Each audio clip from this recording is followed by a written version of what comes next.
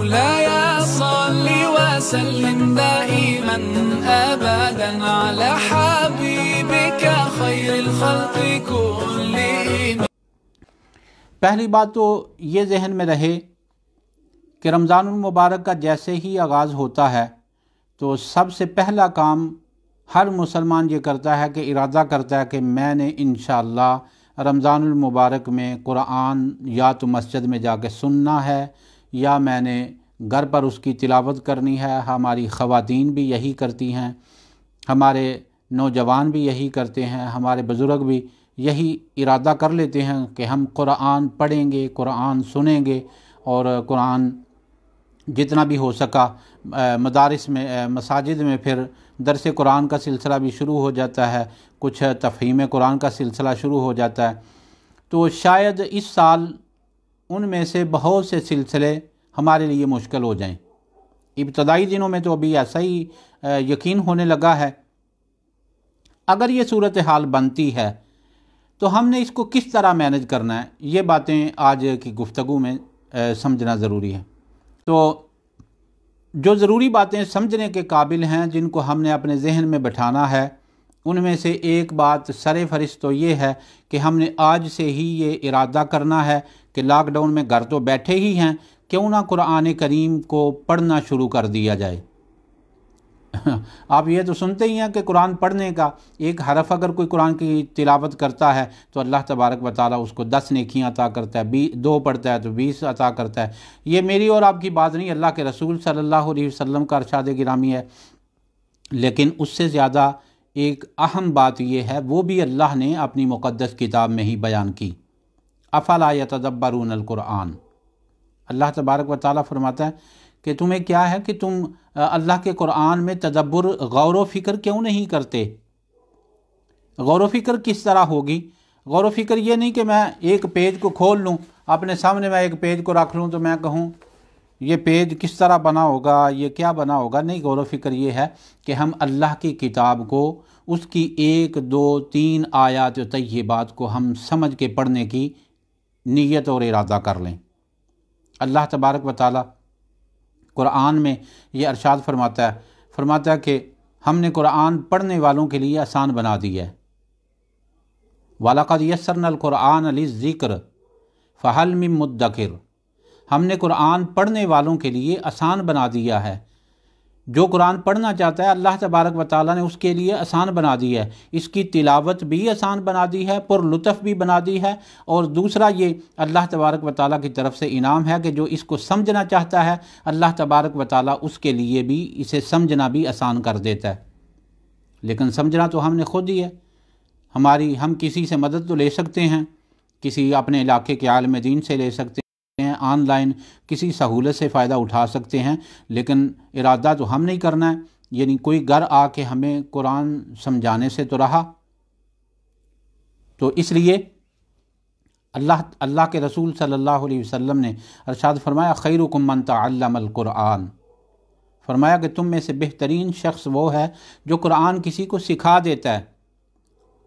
خیرکم من تعلم القرآن وعلما، اور تم میں سے بہترین شخص وہ ہے جو قرآن سیکھنے والا بن جاتا ہے۔ تو 2 کاموں میں سے ایک تو کیجئے، یا سکھانے والے بن جائیں تو یا سیکھنے والے بن جائیں۔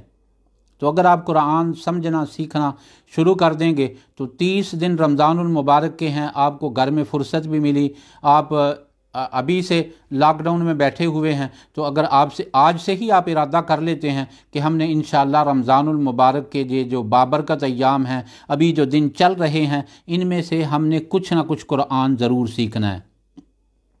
خواتین کے لیے میں کہوں گا کہ اگر خواتین قرآن کا کچھ حصہ سیکھنا چاہتی ہیں تو سورہ نور پڑھیں۔ سورہ نور صرف خواتین کے لیے نہیں بلکہ ایک ذمہ دار مرد کے لیے بھی اتنی ہی ضروری ہے کہ جتنی گھر کی ایک خاتون خانہ کے لیے اس کی ضرورت ہے، اتنی ہی ضرورت ایک مرد کے لیے ہے۔ ایک تو یہ کیجئے کہ اگر میں آپ سے کہوں گا کہ الف لام سے الحمد سے لے کے والناس تک سارا قرآن آپ نے رمضان المبارک میں ترجمے کے ساتھ پڑھنا ہے، تو پھر یا تو میں آپ کو غلط مشورہ دے رہا ہوں یا آپ بھی اس کو سمجھیں گے کہ یہ کیا بات ہو گئی کس طرح ممکن ہے کہ میں ایک ماہ میں سارا قرآن سمجھ لوں؟ تو پھر میں آپ کو مشورہ دیتا ہوں، آیت الکرسی کا ترجمہ پڑھیے، سورہ نور اس کی تلاوت ترجمے کے ساتھ، سمجھ کر ترجمے کے ساتھ اس کی تلاوت کیجئے، آپ کو بہت سے مسائل کی سمجھ آ جائے گی۔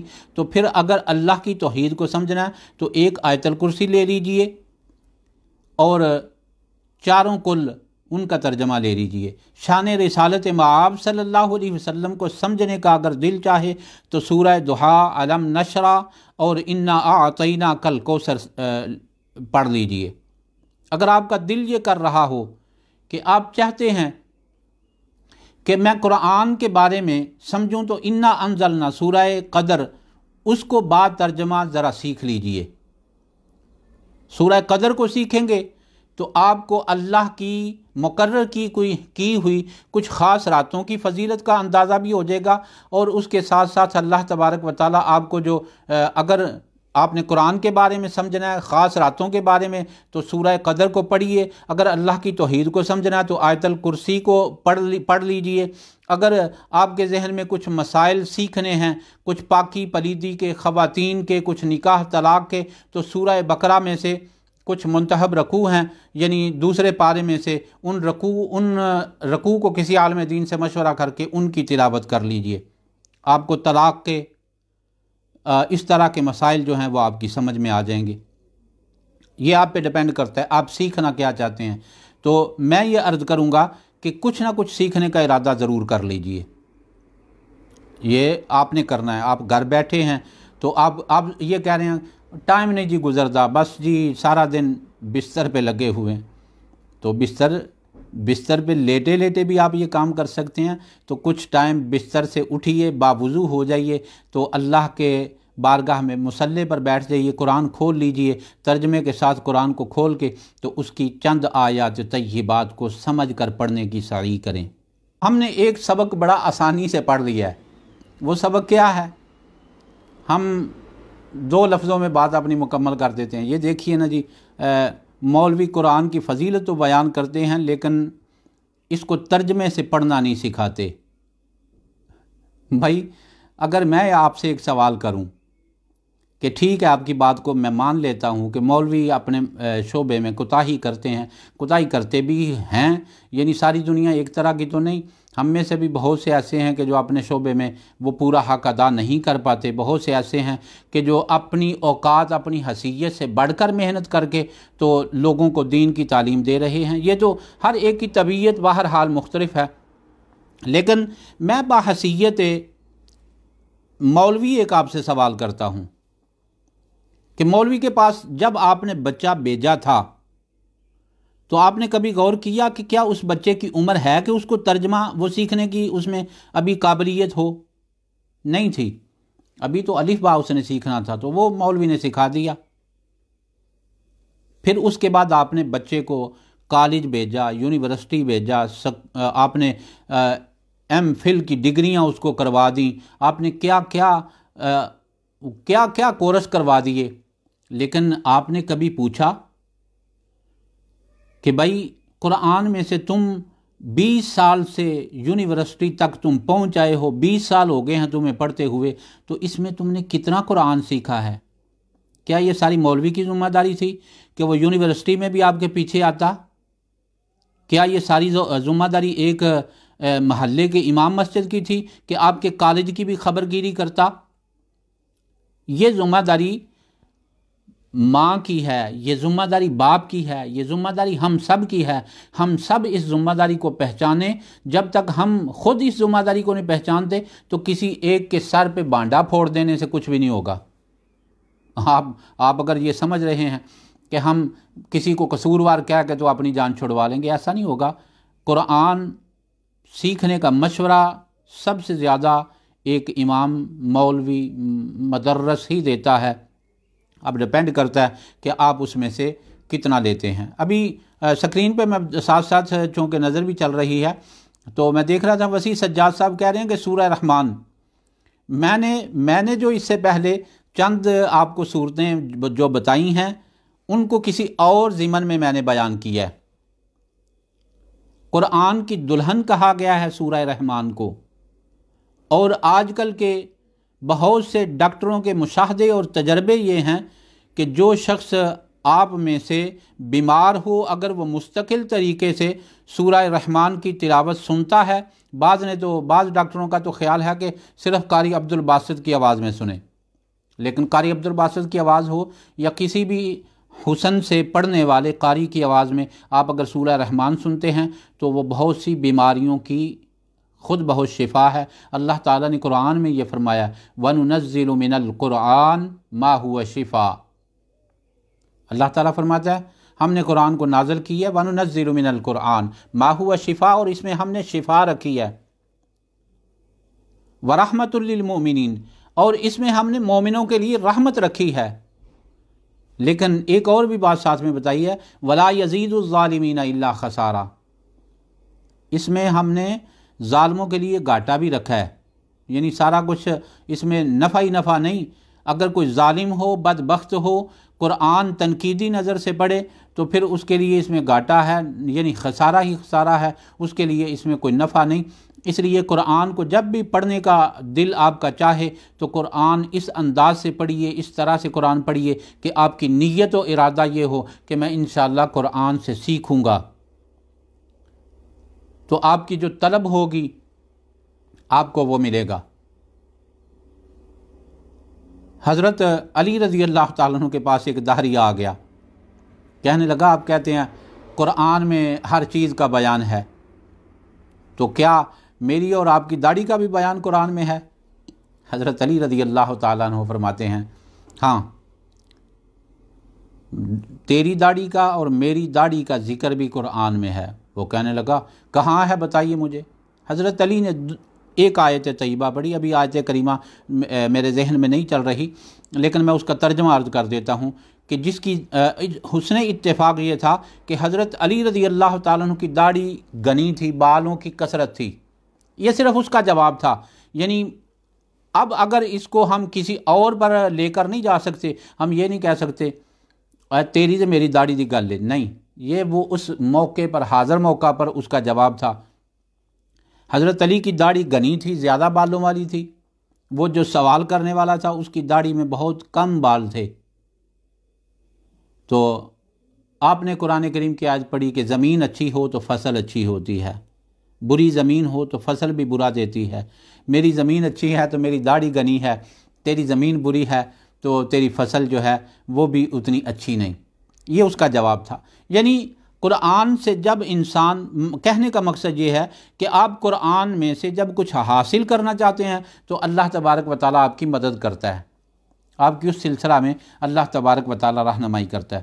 تو عزیز دوستو، یہ کوشش کیجئے کہ قرآن آپ کے پاس موقع ہے، قرآن کے تلفظ، چلو کسی مولوی نے کوئی تھوڑا بہت آپ کو سکھایا ہی ہوگا نا، تو تلفظ آپ کو آتا ہے، تو اردو آپ نے اسکول سے پڑھا ہوگا، تو دونوں اداروں کی تعلیم کو ملا کر، یعنی امام کی کچھ حصہ امام کا، کچھ مولوی کا، کہ مولوی نے آپ کو قرآن پڑھنا سکھایا تو کچھ حصہ اس کے ساتھ شامل کر لیجئے کہ جو آپ کو سکول سے ملا ہے، یعنی اردو پڑھنے کا، تو اس اردو پڑھنے کو، یا آپ انگلش پڑھتے ہیں یا یہاں پر رہنے والے بچے اٹالین پڑھتے ہیں، تو آپ دوسری زبان کو کھولیے، اٹالین کو کھولیے، اور قرآن کی چند آیتوں کو با ترجمہ سمجھ کر تلاوت کیجئے، تو انشاءاللہ اس سے بہت نفع ہوگا۔ شیطان کا کام ہے وسوسے پیدا کرنا، آپ کے ذہن میں کوئی سوال آ جائے تو پھر آپ کی ذمہ داری ہے کہ اس اشکال کو دور کریں۔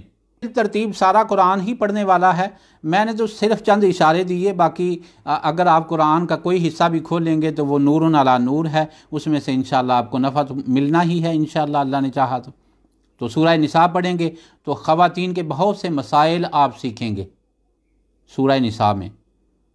اگر سورہ بقرہ پڑھیں گے تو طلاق وغیرہ کے مسائل آپ کو ملیں گے، اور بہت سارے واقعات ہیں سورہ بقرہ میں، وہ چونکہ ایک طویل سورت ہے، تو اسی طرح یعنی مختلف مقامات مختلف اپنے اندر فوائد رکھتے ہیں، تو آپ کسی بھی موقع سے کا انتخاب کر کے، کسی بھی سورہ کا انتخاب کر کے اس کو سیکھنے کی نیت اور ارادہ کر لیں۔ تو قرآن پڑھنے کے لیے، یعنی سوال کا جواب میں آخر میں عرض کرتا ہوں، قرآن پڑھنے کے لیے جو سب سے زیادہ ضروری ہے، ایک بات یاد رکھیے کہ مومن جتنا بوڑھا ہوتا ہے نا، جتنی عمر اس کی زیادہ ہوتی ہے، ایمان اس کا اتنا مضبوط ہوتا ہے۔ یہ ایک حدیث مبارکہ کا مفہوم ہے، نبی کریم صلی اللہ علیہ وسلم کی ایک حدیث مبارکہ ہے کہ مومن جتنا بوڑھا ہوتا ہے، ایمان اس کا اتنا طاقتور ہو جاتا ہے۔ تو کبھی کبھی اپنے آپ کو اس پیمانے پر بھی تولا کریں، کبھی کبھی اس پیمانے پر بھی اپنے آپ کو پرکھا کریں کہ میں اس وقت کس ایج میں پہنچ چکا ہوں اور میرے ایمان کی حالت کیا ہے۔ تو اگر آپ کی عمر بھی بڑی تیزی سے بڑھ رہی ہے تو آپ کے ایمان کی حالت بھی ڈاواڈول ہے، تو پھر اپنے ایمان کی فکر کرنے کے لیے قرآن کی طرف رجوع کریں، قرآن کو پڑھیں، قرآن کو سمجھیں۔ قرآن کو سمجھیں گے تو انشاءاللہ بہت سے فوائد آپ کو حاصل ہوں گے۔ تو سمجھنے کا طریقہ یہی ہے کہ اب آ کے آپ کو کسی نے نہیں سکھانا، آپ خود بہت محنت کریں گے، آن لائن کسی استاد کی مدد لیں گے۔ آن لائن آج کل تو بغیر کسی فیس کے ماشاءاللہ بہت سے جید علماء کرام، مفتیان کرام رہنمائی دے رہے ہیں، تو ان سے فائدہ اٹھائیے۔ یہ وقت کی ضرورت بھی ہے کہ اگر آپ میں سے کوئی چاہتا ہے نا تفرقہ بازی سے نکلے باہر، کسی کا ارادہ ہو کہ وہ یہ چاہ رہا ہو کہ میں تفرقہ بازی سے باہر نکلنا چاہتا ہوں، میں تنگ آ گیا ہوں، تو اس کو بھی چاہیے قرآن پڑھے۔ جو یہ چاہتا ہے کہ میں ادھر ادھر فلاں دوسرے تیسرے رستے پہ میں نہیں جانا چاہتا، تو اسے چاہیے قرآن پڑھے۔ پھر اس کی جہاں پہ اشکال پیدا ہو جائے کسی مستند عالم دین سے، یعنی یہ نہیں، نبی کریم صلی اللہ علیہ وسلم نے تو خواب کی تعبیر کے بارے میں، خواب رات کو سوتے ہوئے خواب آیا تو نبی کریم صلی اللہ علیہ وسلم نے فرمایا کسی جاہل سے اپنی خواب بھی بیان نہ کرو۔ تو جاہل سے خواب بیان نہیں کر سکتے تو اپنے اشکال، جو آپ کو شبہ پیدا ہو گیا کسی جگہ پہ، آپ کے ذہن میں کوئی سوال آ گیا، تو اس سوال کا جواب آپ کو کوئی جاہل کیا دے گا؟ جس کو قرآن کی سمجھ نہیں، وہ جواب آپ کو کیا دے گا؟ آپ کو کہیں اور نہ الجھا دے۔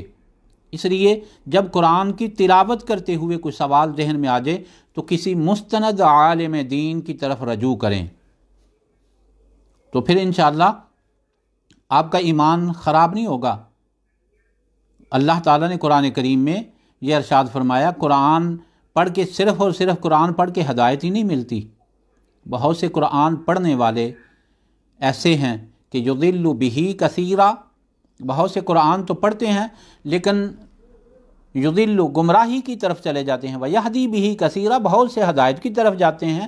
اب قرآن پڑھ کے ہدایت اور گمراہی دونوں ہی کسی کے حصے میں آ سکتے ہیں، اس لیے یہ بھی احتیاط ضروری ہے کہ آپ اگر قرآن پڑھ رہے ہیں تو پھر ہدایت والوں کا رستہ جو ہے اس کو بھی مد نظر ضرور رکھنا ہے، ورنہ اللہ تعالیٰ سورہ فاتحہ میں ابتدائی صورت میں یہ نہ فرماتا کہ اہدنا الصراط المستقیم،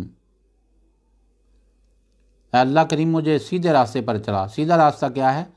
صراط الذین انعمت علیہم، راستہ ان لوگوں کا جن پر تو نے انعام کیا۔ انعام کیا کن پر کیا؟ انعم اللہ علیہم من النبیین، انعام کیا اللہ نے نبیوں پر، والصدیقین، صدیقوں پر، والشہداء، شہیدوں پر، والصالحین، نیک اور صالح لوگوں پر۔ تو ان پر اللہ تبارک و تعالیٰ نے انعام کیا۔ تو اس لیے یعنی یہ بھی ضروری ہے، اگر میدان جہاد میں نکلا ہے تو پھر شہیدوں کی طرف تجھے دیکھنا ہے، تو اگر سچ بولنا ہے تو صدیق اکبر اور سچوں کی طرف دیکھنا ہے، اگر نبوت کے پیچھے رہنا تو نبیوں کی طرف، نبیوں کے رستے کی طرف دیکھنا ہے۔